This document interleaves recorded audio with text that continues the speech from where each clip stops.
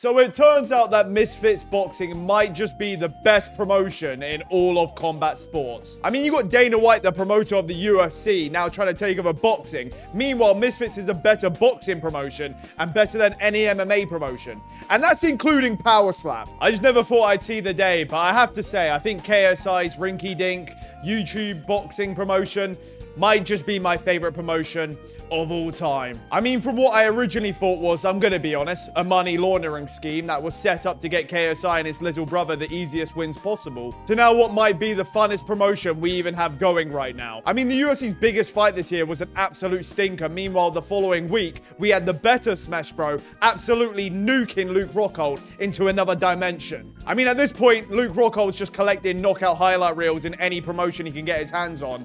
Granted, they're like, you know, highlights of him getting knocked out. But if he really wants to step it up and take it to a whole new level, I think we all know a guy. And then on the flip side, you have Darren Till, who couldn't even get an MMA win since 2019. Now looking like, no exaggeration, but maybe the greatest boxer to ever live. In Misfits, anyway. Like, he's now the pound-for-pound #1, so. And as a British fan, seeing Darren Till go from a national disgrace to now the man running Misfits, hey, inject it into my veins. Granted, it looked like Darren Till was injecting things before he got onto Misfits. So thank you, Misfits, for getting him on the right track. Look how pathetic I am. Like, look at your open brickwork and your fucking wall in your... What is... That's your bedroom. This is not my house. I don't know. I don't even know. Those controllers. I don't know whose room this is. Like, life's not so good. But a lot of that to be bought. So where are you? Where are your daughters then? What's you not? I don't know where I am. I don't know. Brother, come on. I don't care about my own daughters. And hey, we all know of the other UK disgrace that can do with a career resurgence. Although, admittedly, Leon Edwards can't even handle the simplest of boxing combinations. So maybe not. And it doesn't just stop at Darren Till. I mean, thanks to Misfits Boxing, we got to witness the greatest thing to happen in MMA this entire decade. Tony Ferguson winning a fight. And yeah, you can be an annoying and bring up that as an early stoppage. At the end of the day, that ain't gonna stop me from celebrating Tony Ferguson dropping to his knees and crying from tears of joy. So anyone complaining about the stoppage, fuck you! I think I did well. But I think it was the ref. I felt like it was like early stoppage. I didn't get hurt. Fuck you! And hey, he might have been on a depressing 8-loss streak, losing to the likes of Michael fucking Chiesa. But now Tony Ferguson is an undefeated boxing world champion. Something that Canelo can't even say. So have fun promoting Canelo Crawford, Dana, because at the end of the day, Misfits Boxing has two of the best boxers in the world today. So while all the little kids are watching Canelo versus Crawford, the real men will be waiting for Tony Ferguson to unify his Misfits Boxing world title against a Nissan Gibb. Who is Gibb, you ask? Who is Gibb? I helped a person like me even get in this position. A little fat Arabian boy who was opening FIFA packs into becoming a professional boxer. Oh yeah, the FIFA YouTuber that kept spamming the crouch button against Jake Paul that one time. You're annoying. You were so low that you fell back.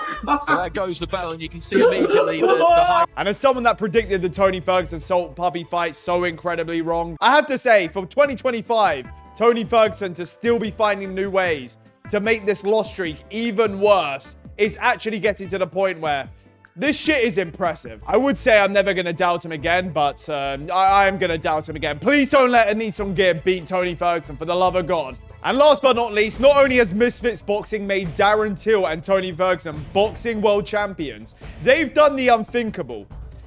They've made Dylan Danis an MMA world champion. I just honestly feel bad for him. I hope he taps quick. I honestly believe that Dylan doesn't stand a chance against me when it comes to striking. I hope you think that, to be honest with you. You think I'm gonna let you strangle me on live television? You think I'm gonna let you strangle me on live television? You think I'm gonna let you strangle me on live television? Yeah, that didn't age too well. Granted, none of my predictions do, but that definitely didn't age well. And not only has Dylan Danis gone and done what Dustin Poirier has always dreamed of his entire career by jumping Gilly and winning an undisputed world title, but is now building up possibly the biggest and best fight for MMA next year. Bigger than Islam Ilya, bigger than Jones Aspinall. That's right. Dylan Danis versus Eddie Hall. I love this matchmaking. It's so stupid. And as we know, Eddie Hall already isn't opposed to these freak show MMA bouts, so I had to just say it. Pride has never been so back. And this is the type of stuff you're never going to get in the UFC. I mean, just think of the build-up between Dylan Danis and Eddie Hall. And hey, I like Eddie Hall. I think he's cool. But I'm also going to say it. This might be a hot take for some people, but I like Dylan Danis. Like, sure, he acts like he's a 16-year-old, but honestly, I find him fun. And Dylan Danis versus Eddie Hall, I'll be there. We just mentioned Dylan Danis. Didn't you just face off with Dylan? Yeah, so that motherfucker said on camera, shook hands, if I get under 300 pounds, we can fight. He agreed to that. Oh, really? Mate, we will make that happen. Can we get a shake on it? We will happily make I've that got happen. 64 pounds to lose. Okay. Give me 12 weeks, I'll lose it. And if not, they can just revive GFL's plans by giving us Dylan Danis versus Tony Ferguson in an MMA bout. Though I just, like, please, like, I just want Tony to keep winning, I swear to God. And I'm shameless with it. Put my favorite fighters on a losing streak and let them beat up the wimpiest YouTubers out there. Like, I don't even get... Let Tony Ferguson fight Neon, please. I'm begging you. And hey, who doesn't want to watch Nick Diaz be brought into Misfits to beat up Aiden Ross? Who's with me? And sure, it's all jokes and whatnot, but some of these matchups aren't even that unrealistic. I mean, Benson Henderson is in the same promotion and division as Deji. We have Luke Rockhold in the same division, in the same rankings as HS Tiki Toki.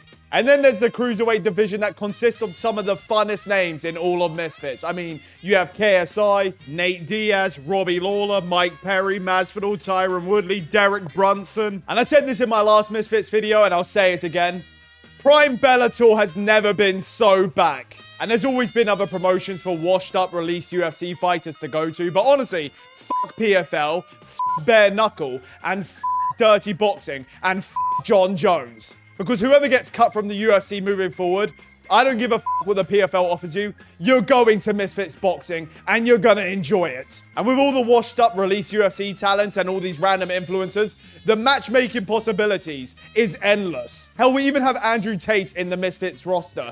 I'm seeing Rampage Jackson and the MMA Guru getting lawsuit disputes. I say they settle it like men in Misfits Boxing. If not, then maybe like Modern Warfare 2 Rust. I'm sure either one would make for a good stream. Unless Roger Jackson's front row watching anyway. And my personal favorite signing to Misfits Boxing isn't even one of the UFC fighters. It'd have to be Aaron the Plumber. Who's Aaron the Plumber, you ask? Probably the funniest crash out you've ever seen on the internet. I mean, yeah, sure, was Tyron Woodley a world champion and Tony Ferguson an interim champion and they made a name for themselves being legitimate good fighters? Sure. But did they make a name for themselves on YouTube dating shows, squaring up to random women? My eyes are up here, baby. Are you looking at the tattoo? No, I'm looking at the hair on your arms, you know. And scrapping it out with anyone they have even the slightest dispute with. Like, I'm pretty sure I've never seen this man even win a fight before, but he's willing to get in there with anyone. And I genuinely, I mean anyone. Hey, Queen. What's up? How'd you sleep? What's up, sir? Who you talking to? Hey, Queen. Talking about some Queen. Man, you better watch how you talking to me, man, for real. What's the hostility? What you mean the hostility? You a man, right? A trans. Aaron, you keep calling me a man. You had to bring the man out. Now the man's here. Did you care about that when you were trying to kiss me? Trying to kiss you? Man, Aaron. And not only does Misfits have all these characters, but put them all on the same stage at the same press conference. Oh, cinema. You don't live this lifestyle. You're skateboarding in California. You're bothered about how you look. You keep building you're bothered about the ladies. But then again, with the ladies, you're not even that good, are you? Look what you've done to Emily Vartel. Like, she's off it fucking...